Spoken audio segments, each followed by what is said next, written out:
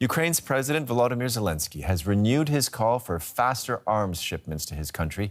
Russian troops are intensifying their assault in the Donbas region. They are closing in on the city of Lysychansk in eastern Donbas. Russian troops are now less than 3 kilometers from the city limits. They've already captured almost all the neighboring city of Severodonetsk. Russian forces have also resumed pounding Ukraine's second biggest city, Kharkiv, located near the Russian border. Missile strikes there on Tuesday and Wednesday were the worst in weeks. In his nightly address, President Zelenskyy described the situation in Donbas. We're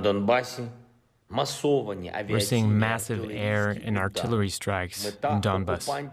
The occupiers' goal hasn't changed. They want to destroy the entire Donbas, step by step. All of it. Lysychansk, Sloviansk, Kramatorsk. They want to make every city look like Mariupol, completely destroyed.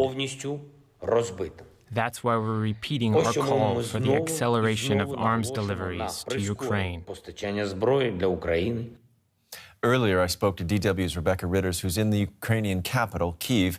I asked her what we know about the humanitarian situation in Lysychansk. Well, we know that it's incredibly dire, Nick. I mean, you just have to hear it there, what's happening to that city. It's being completely bombarded constantly. People are really having to live underground, only being able to come up for air, in the few moments between bombardments, between bombings from the Russian forces. We know that Lysychansk is really the last Ukrainian stronghold in Luhansk. As Severodonetsk, as you mentioned, is already almost completely captured by Russia now. There's just one small holdout in the Azot chemical plant where Ukrainian forces and some civilians, including children, are still holding out.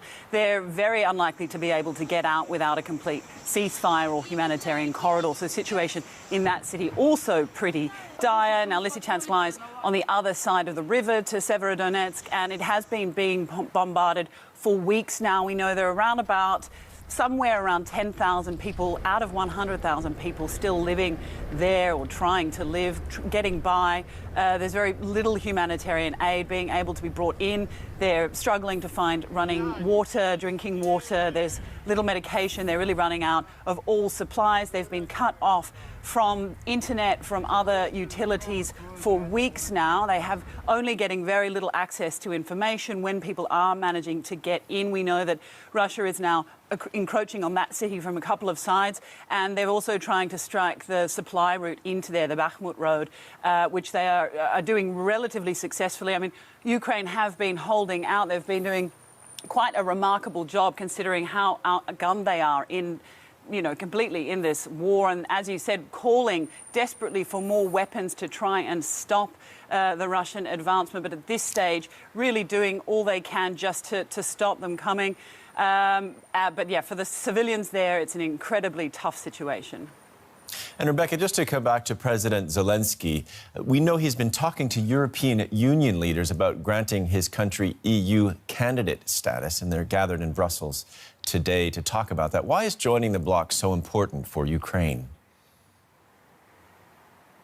Yeah, President Zelenskyy has been holding these marathon talks with EU leaders, one-on-one, not in person, but on the phone, for days now, and really trying to drum up support, which looks like he's going to succeed in that. We know that the European Commission last week threw their weight behind the candidacy status vote, which is happening today by the looks of things in the European Council as part of this summit. And it looks like it's going to be successful. We also saw the leaders of the three biggest countries coming last week, France, Germany, Italy. They threw their weight behind the vote, and he's been getting a very positive response, even from the few countries who weren't so certain, weren't so sure about it. This is a huge and symbolic move for Ukraine. They've been torn between being on the side of Russia, if you will, and the EU for many years. This war has really been a very decisive moment. Now, pretty much everyone in this country really wants to be a part of the EU. It would be a decisive, or would be a symbolic move at the moment with the war. It would show, certainly give a big boost for morale for Ukraine in this fight, and definitely a huge day that has been a long time coming. Okay, DW's Rebecca Ritters reporting for us from Kyiv.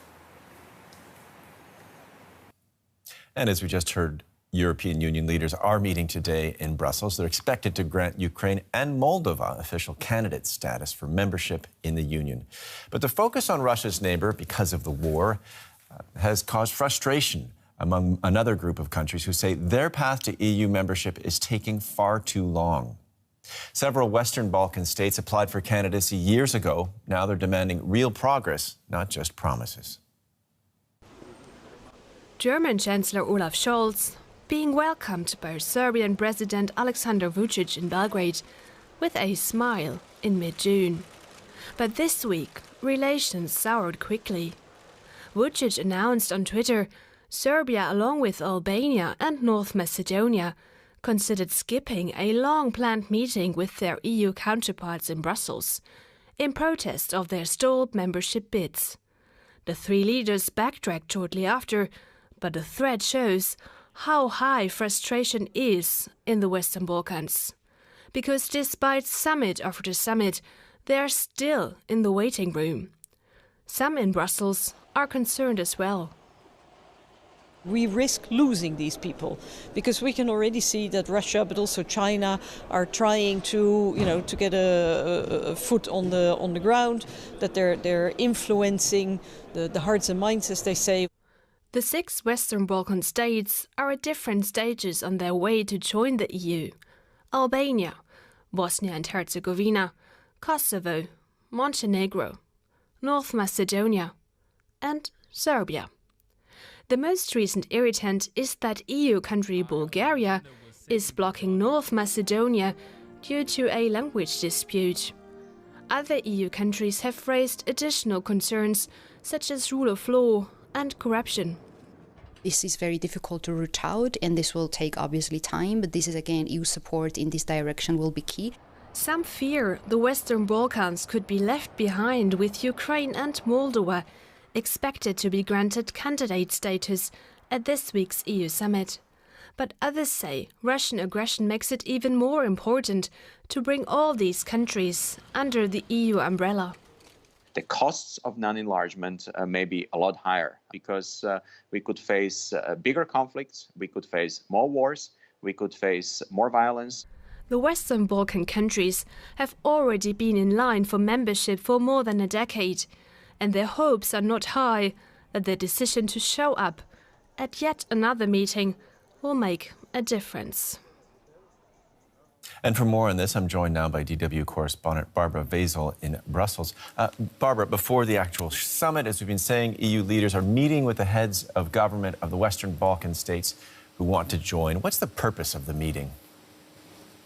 The purpose of the meeting is, of course, to sort of boil down this anger a bit, to tell the Western Balkan states one more time, now just wait, we are on your side, we're trying to do our best, but I fear that more than words will not be at the end of this meeting, and the anger will keep on bubbling. And it's a justified anger, particularly on the side of a country like, for instance, North Macedonia. They have been in the waiting room for 17 years. They have been bending over backwards to do everything that the EU demanded. They changed their name even. They've tried to do all the reforms. Everybody in Brussels says, yes, of course they're ready to come closer for accession talks and to sort of really become an EU member relatively quickly. But nothing moves because Bulgaria is blocking it. And as we have seen last night, the government in Sofia collapsed, and now the compromise that had been on the table and put on the table by the French presidency will obviously not happen because the prime minister is a caretaker and can't really make decisions. So this game is going to go on. And if everyone here talks about the candidacy for Ukraine as a big geostrategic move, now the other side of this, failing the Western Balkans, is a really big geostrategic failure. And let's look at the summit itself and the topic you just brought up. Is there any chance that Ukraine won't get candidate status? Not really, it seems. I mean, there was a rumor that Hungary, in the wings, was preparing another of its nasty surprises and sort of, at the very last minute, jump out and say, no, but we will only say yes to the candidacy status for Ukraine if also Georgia gets it and if also Bosnia-Herzegovina will be included in the club of accession candidates.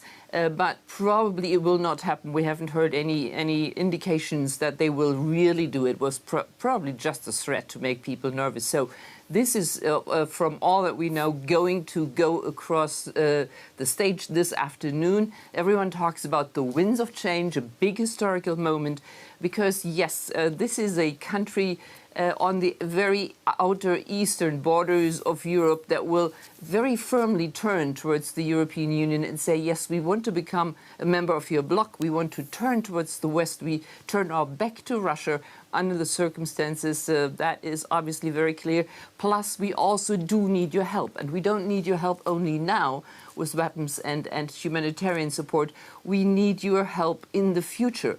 We heard yesterday the German Chancellor Olaf Scholz say that there needs to be a big Marshall Plan for Ukraine, and it is also support and money and the rebuilding of the country that is on the table today. Okay, DW's Barbara Vazel reporting from Brussels. In Russia, it is almost impossible to speak out freely against the war without repercussions. That's why a Berlin-based illustrator and artist has come up with a way of giving a voice, literally, to those who don't agree with Vladimir Putin's war without fear of retribution. It's so surreal, so painful. There can't be any reason to send your troops into a foreign country. These are the voices of Russians who are against the war in Ukraine. The animations are by an artist in Berlin, Bella Bulgakova. She grew up in Siberia, but has been living in Germany for several years now. At the end of April, she asked her fans back home to send voice messages with their thoughts about the war. There are people in Russia who are against the war, but they have no say. They have been stripped of the right to express their opinions. I am here in Europe, and I can help make their voices heard. Bella says she did not expect her idea to have so much resonance. She was getting 100 messages a day from very different people all over Russia. My country is killing innocent people. I don't want that. These voices became part of a short film. She first made drawings by hand and later animated them. Before the war, Bella used to illustrate people and animals. She made a new one each day in her journal. But after Russia invaded Ukraine, she has only been able to think and draw about one topic. On February 24th, I drew this picture. Since then, it has been all about that. She hopes to support Russians who are against the war with her art, to help them feel less alone. There is a concept called a spiral of silence.